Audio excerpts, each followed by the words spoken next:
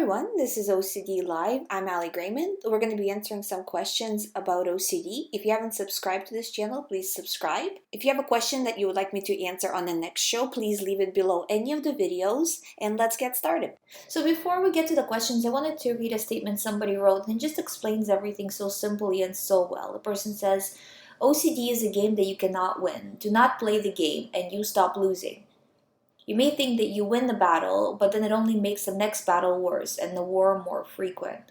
And it's so true, The more you play the game, the more you follow what OCD does, or what OCD tells you to do, or what OCD tells you to think, the worse it gets. And if you think that this is going to be the last one, but it's not. And you just go around and around and around to next thought, or some variation of the thought you're currently having. And it's just never ending. So the only way to win with this is to stop playing the game. No matter how difficult it is, no matter how real it feels, no matter if it tells you all the time that, well, if you stop, then something bad is going to happen, or you have to solve this thought, or just this thought, and that's it. Whatever it tells you, you don't have to listen. You're making a choice to listen and to pay attention to what it's saying, but you don't have to make that choice. That choice is still up to you. So it's about you refusing to do the analyzing, to do the checking, to do the compulsion, whether mental or physical. You don't need to do all that. And if we're talking about what is the hardest thing to stop, I would say would be self-reassurance, definitely. Mental reassurance, where you're going back to the situation and you're trying to figure it out, or thinking of the possibilities and really analyzing. Because that kind of reassurance is no different from you physically asking somebody or checking. It's the same thing, because you're reacting with fear to the situation in both cases, in the same amount of fear. So really, as much as you can, try to refocus your mind away from this topic. And it's going to be every single day. It's all day, basically, you're going around it. So the thoughts go to this topic of OCD, whatever it is for you. You're switching them. No, I'm not doing that. I'm doing this, Then 2 minutes later, it goes back to OCD. 2 minutes later, you're switching it again. So every time throughout the day, you're switching it over and over and over back to what you want to focus on, not what your mind tells you, and disregarding the feelings and basically any emotion that comes along with the OCD stuff that tries to get you back into reacting. So no matter what it says, no matter how it comes across, what kind of possibility it gives you, refusing all of it right from the get-go. So the next question, the person is saying, I keep trying to get into past feelings from events and I can't always do it. When I do it, the relief only lasts a few seconds. So the OCD keeps getting me to repeat it until it feels just right again. And then I have to do it again. Classic OCD thinking behavior. Yeah, of course, this is OCD. This is how OCD goes, And yeah, the person's asking whether I have heard about it. Of course I have heard about it. But this is interesting. The person says, this was triggered from an event in my relationship when my girlfriend stole from me 2 months ago. Since then, I've been trying to figure out my suspicion process and how I felt with each of my thoughts throughout the process. I can't quite remember things that led me to each suspicion, but OCD wants me to remember these things. So basically, and then he's talking about another situation as well. So basically, when traumatic situations such as this, having someone steal from you is never, a good thing, right? They can lead you to suspect more or to get triggered by it as well, So say, for example, with OCD, it always kind of comes from a real place, but not real in the way that the person is thinking it is, So maybe the person heard a story of something bad happening and then got attached to it. Or just like this situation actually happened to the person with them being having stuff stolen from them. It triggers more suspicion, but that suspicion that it triggers is now not on a level that is logical, but on a level that is obsessive.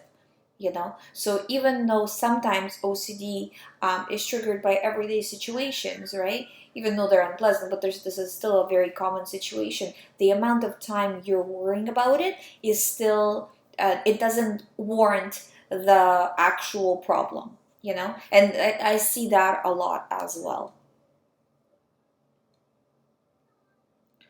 So whenever you're having a thought and you're wondering, is this an OCD thought or is it not an OCD thought?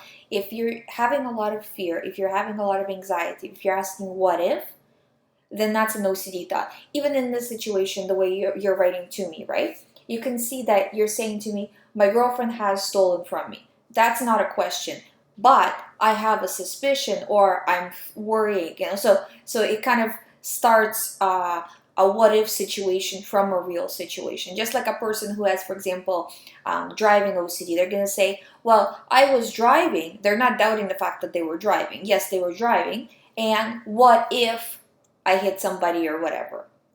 So that what if part, that's the OCD. And the driving, that was a real event. Yes, I was driving. But then whatever comes after the but or what if, that's all OCD. And that goes for all the rest of the questions you were asking as well. If it feels like OCD, the more you try to analyze, the more you try to solve it, the worse it's going to feel. So you have to pull back from doing that with all of your obsessions. And thank you for your kind words. I'm not going to read it, but I do really appreciate it. Another comment I wanted you guys to hear is the person says, firstly, thank you for all the YouTube videos. Oh, that's very sweet. Nice to find someone who actually understands how scary your mind can be. Yeah, but it's, it feels scary, but it's really OCD works like clockwork, You get scared of a thought, that's the thought that's going to come in, you know? Because we get scared of the worst possible thoughts, that's why these thoughts are so traumatic and feel so real. So the person says, I think I finally grasped it. If your horrible thought starts with, did I do something bad in the past? Or in any kind of way, right? Did this happen or not? You're trying to figure out, right? It means it's an OCD false memory, yes. But if it's a real memory, it will start with, remember the time when. So the person says basically there's not a question. The person knows it happened and they're not doubting whether it happened. But with OCD, did it happen or did it not? That's the doubt, and the person will start to try to figure out if the event actually took place. While when it's a real memory, you're not doubting whether something took place. You might not remember every single detail of what took place, but you're never doubting it from happening. And the details that you don't remember are not important, and that's why your mind is not holding on to it. See, again, just to kind of reiterate our last show, that your mind is holding on to information that's important. Because you keep paying attention to OCD thoughts and keep reacting to it, your mind starts to view these thoughts as important because you're always kind of bringing it up in your mind and keeping it on the front of your mind, right? Once you start to refuse it and once you start not paying as much attention to it, it starts to fade away because you're not giving it that energy to stay. And your mind is not going to hold on to useless information. So if it's not useful, it's going to get rid of it. Just like you don't remember useless details from anything you've done in the past because those details don't actually matter. Things that you do remember are the things that matter to you right now. So that's kind of the difference. So the person says, it's only been half a day and it's hard, but at least it's a step in the right direction and my children will get their mom back, how I used to be. So big thank you, wish me luck. Well, good luck, and it's just consistency. Don't put it, it's kind of like a diet in a way, or any kind of getting over any kind of an addiction, that you're living moment to moment. Don't think, even thinking like, okay, I'm gonna try to do good all day today. Break it down into smaller parts. So for the next hour, I'm going to refuse to analyze. That hour passes, okay, maybe you fell back into it. Okay, now I'm not going to analyze for another 2 hours. So you're going like little steps, because that you can control a lot better than overall throughout the day. And if you keep going like this, just doing your best, it might not be perfect, and if you slip every once in a while, that's normal. Everybody slips in their recovery. You're not a robot, right? So it's every time you get sidetracked or things happen, you might fall back into reacting again, but just pick yourself up if you react and go back to not reacting. And as long as you do this over time, it's going to get easier and easier. And it doesn't take that long. For most people, it takes only, about, I'd say about maybe 2 to 6 months, depending on how long they've had the thought in the first place, if they're doing the work, if they're being consistent. And they will definitely get the mom back that they used to have, right? Without the thoughts and all of this other stuff. And the thoughts, some people ask me, like, what does the recovery look like? Do you get the thoughts but you disregard them, or do you not get the thoughts at all? And the short answer is you don't get the thoughts at all.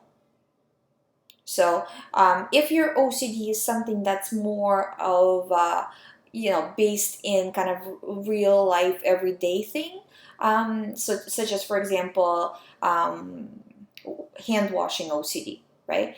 That if you're washing your hands 40 times a day, it's not like you're going to stop washing your hands, right? But you're going to do it in a healthy way and not overdoing it.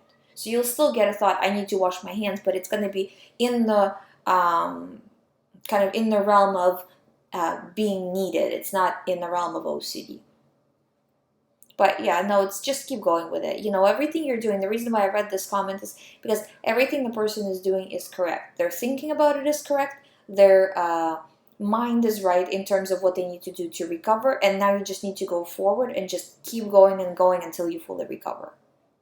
So the next question is, hi Ali, I have harm OCD and it's severe to the point that I secretly I'm assuming you mean throughout, every knife my mom brings home just to keep salad knives. It doesn't help, but they scare me. I started watching your videos and tried to disregard them, but I have a thought that that is holding me back from recovery. The thought is always on my mind. You want the drama, you don't want to recover, or you want to experience the misery and pain after hurting someone you love. I can't stop these thoughts. They started to feel real because they're always on my mind to keep me struggling and stop me from recovery. I'm terrified. Help me. I want to recover from OCD. So what you are doing is you're really buying into what OCD is selling, okay? So it can tell you whatever it wants, and having these thoughts is pretty common when a person is doing OCD recovery. I would say whatever you're doing that's an avoidance, such as avoiding knives or anything like that, you need to start cutting down on that and getting back into having knives in your home, having kind of normal everyday experience. Because the more you try to avoid things and try to neutralize these thoughts, the worse they're going to get. Try to live parallel to these thoughts. They're saying, like, the thoughts are saying, oh, you want to hurt somebody you love. Fine, tell me whatever you want. I'm still not listening. So you're not buying into the content of the thought. You're living parallel to the thought. You're saying that to me? Fine. Who cares? I'm just living my life. You can stay in my mind as much as you want. I'm just living parallel to it. I'm not going to alter my mind in any way while I'm having these thoughts. So you're seeing the thoughts, but you're choosing not to pay attention. And once you start doing this consistently, the thoughts are not going to just, right away kind of disappear. It's going to take a little bit of time because you've reacted so much in the past. Your mind kind of put these thoughts in the front position, right? So for them to start fading away, it's going to take a little bit of time. So just keep at it, It takes a little bit of time, but your job is every day, you're just living to parallel to these thoughts. You're not doing research about, is this harm OCD? Is this not harm OCD? You're not analyzing. You're not avoiding. You're just living parallel to the thoughts. The thoughts are telling you whatever, making you feel whatever. You're disregarding all of that. If it has to do with harm, you're disregarding in every single way possible. And then you will see that once you kind of approach this, it's kind of like making a blanket statement, right? They always say, like, people say, like, oh, you shouldn't be making blanket statements. Well, in this case, you really should. Anything to do with harm, you're disregarding because it has no relevance to you. And just going very strong like this because you want to send a very clear message to your mind. If you start to one day say, yes, it's important, and the next day, no, it's not important, then it just becomes inconsistent and your mind doesn't know what to do with this thought. And yeah, of course, the more you pay attention to them, the more you will feel like they're real and what they're telling you is real, because you're reacting, right? So the thoughts feel stronger the more you react. So disregarding, moving through them, and let them have a place in your mind for now. You can't make them go away in one shot. So you're gonna have to live with them being there for the time being. But if you start to say, I hate them being there, it's kind of like you're sending that negative message again to your mind that you're bothered by it, you're scared of them, while saying, yeah, they're just irrelevant thoughts. Who cares if they're there or not? If you're approaching it that way, then your mind says, okay, well, they're not important. Then it just gets rid of them, So no negative energy in any way. Besides, obviously, the reassurance stuff, right? And self-reassurance and analyzing. Analyzing here would be like, how did I feel? Was I really going to do something? Was I not really going to do something? All of these kinds of things. You can't allow yourself to do that. Because when that thought comes in, so for example, like the thought you said, you want this drama, you don't want to recover, right? That thought comes into your mind. You don't have to respond. It's just a thought. You don't have to respond. You don't have to defend yourself. You don't have to try to figure it out in any way. Just leave it there. It's like, think of it like if, say, somebody is you're walking down the street and somebody is being rude to you. Somebody you don't know is being rude to you. You're not going to respond to them, right? Because it's not productive to respond to them. So same thing here. Just not responding. Letting your brain talk however it wants to talk, but you're not going to respond. And just moving through it day after day like this. So another question is, can you have false memory and then different types of OCD, but basically the person says, never having false memory before, can you suddenly get a false memory type of OCD when you've had a different type of OCD? Yeah, because OCD can switch from one to another. If your OCD is about the past, it can be about like a false memory. If your OCD is mostly about the future or the probability in the future, then it's going to be about that, right? So it more depends on what you are triggered by than having it classified. Well, false memory is something different. It's not really different.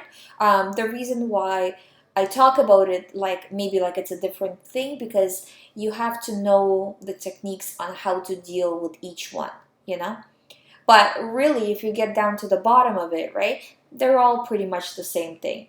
A thought about something comes in, it's scary, you're paying attention, the thought comes again and again and again. And it doesn't matter, it always sticks to the person by the feelings, So it feels real in a way of, what if it's going to happen at some point? Or if it feels real in a way of, what if I've done it? And you can get, vivid images going along with the false memory. That's all of this is extremely common, And your job with all of this is just mechanically not paying attention every time the thought comes in. Just over and over and over again, refusing. And the more you refuse, you'll see that the better you will start to feel. So the next question is, the person says, I read a problem on a mom page, and I'm assuming like a forum, and I took one of the problems and jammed it into my past memory. That's actually very common for that to happen, that you're exposed to something, like you read something or you see something on the news and your OCD attaches to it. That's a very common thing. And it jammed into my past memory, into my past memory, and now I'm convinced it happened to me. I have one problem after another that I analyze, even when I try not to. I'm not diagnosed as OCD, but I'm sure it is, as I've done this as long as I can remember. I used to hand wash and check dates on food, worry about contamination, and my doctor put me on beta blockers to help me with physical effects, but it sent my head into overdrive. I worry that I can't deal with this. I'm in a battle with my thoughts and getting tired. Well, my recovery program is always available if you want to start actually, seriously working on the recovery with me. If you are planning to do this by yourself, you have to be really, really consistent, because you're doing so much analyzing and trying to figure out that, you already know that what you're doing right now is not working, right? So Try to refuse. Try to reduce the amount of analyzing you're doing. If you can't get rid of it fully, at least try to reduce it. So you're doing less and less analyzing as you progress, because any analyzing is getting you deeper into OCD, and all of these other things. I mean, they're they're not really, like, in terms of like the beta blockers, or people are doing SSRIs.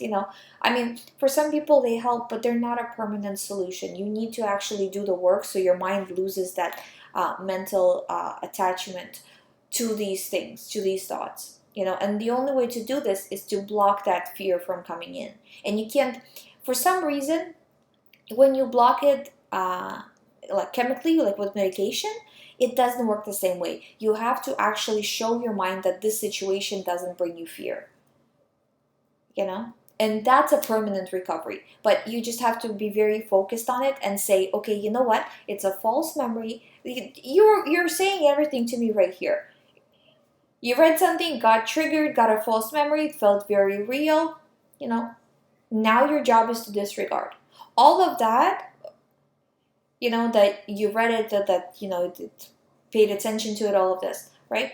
It's you have a choice of how you're reacting to this, so you don't need to choose to react with fear, right? Just because these thoughts are coming in, just because they're scary, just because they're bringing fear, it doesn't mean you have to react with fear. Something bad is going to happen, or depending on what you read there, right? Like, I don't know the actual story, right? But if you're reading, well, what if I'm a bad person? All of these thoughts are coming into your mind, right? But just saying, I don't care, I'm not paying attention, it's all silly. It's silly. I'm not giving into it. And the more you refuse, the better you will start to feel. And you will start to see it how everybody else sees it, that it is nothing. But when you're reacting with so much emotion, it's hard to see any logic in it. And the logic, as you recover, it will start to come back. But it takes time for it to start to come back. It's not an instant thing. So you have to keep practicing, even though you won't feel good. Don't chase the feeling of, I think this is the biggest mistake that people with OCD make, and that I made when I had OCD as well, that, people are chasing the feeling of relief. And the more they chase that feeling, the less relief they actually feel. Because even if you feel relief for a second, just switches to a new thought or a new detail, And like what I was reading in the very beginning of the show, that you're just fighting a battle after a battle after a battle, and it never stops. So there's no point in playing that game anymore. Rather than just saying, I'm just refusing, this is enough. That's the way to win it. And just like how I say, like, just like a tank, just you're mowing everything down, you're keeping going, doesn't matter what the thoughts are, you're just mowing through it. And the thing is, it is going to be difficult, it is going to make you tired, but really this is the only real recovery where you will actually fully recover. I had OCD to a point where I couldn't leave my house. I was at a highest possible dose of medication that was possible with that specific medication. They wouldn't give me any higher because it was not advised, like, in the actual documentation of the medication, right? For SSRIs, So I know how horrible it can be, And if I can come from that to not having the thoughts at all, me being not the most willpower person and not the most strongest person, if I can do it, you guys can do it. It's just consistent effort every moment of every day. Kind of like I think it's fine. It helps to think of it like a diet.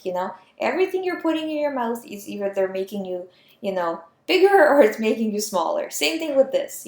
It's either making you have a step forward or step back in your recovery. So it's just every moment of every day. And I hope that message comes across in my shows, because that's really what it's all about. So this is the end of today's show. If you need more information, you can visit youhaveocd.com. There's a private recovery program there with me. There's a lot of information to help you recover. Please check that out. If you haven't subscribed, please subscribe. Guys, please don't send me emails trying to have basically a session through the email. I'm really busy and my email is just piling up with people asking, is this OCD or is this not OCD? I'm only right now doing questions either through the show or through the recovery program. So either one of those is great, but I just, I'm just getting way too many and I'm just getting overwhelmed with the amount because everybody's basically saying, is this OCD or is it not? And sending me lots of emails. So just please understand that I can't be reading, a book every single day, right? In terms of how many emails I'm receiving. If you want to get a question answered, you can do it on the show. And if you want to start the recovery program, like I said, it is available through youhaveocd.com where we can actually have an in-depth conversation about your situation. Because that's another thing is I find that answering an email and saying, yes, this is OCD, that's reassurance. Why would I give you reassurance? That only makes you worse. I want you to get better, not get worse. So it's either you're approaching it seriously on your own or with me, or if it's just a question. I find that especially on the YouTube channel, the comments that people leave me are extremely well thought out, and the questions are just really, really good questions, because they're not about, is this OCD or not? They're more about, how do I handle this part, or how do I handle that part, or have you heard of this, or have you heard of that? It really helps, I think, for everybody listening to progress in recovery when you know the details of your situation. Because OCD is pretty much the same in how it operates for everybody. So if you understand why you're having this thought, what triggered it, why are you worse today than yesterday, or why are you better today than yesterday, you start to see this progression. You become an expert in your recovery, And then the more you become an expert, the easier it is to dismiss these thoughts because you can see through the fear for what it really is. So again, thank you for listening, and I'll see you in the next show.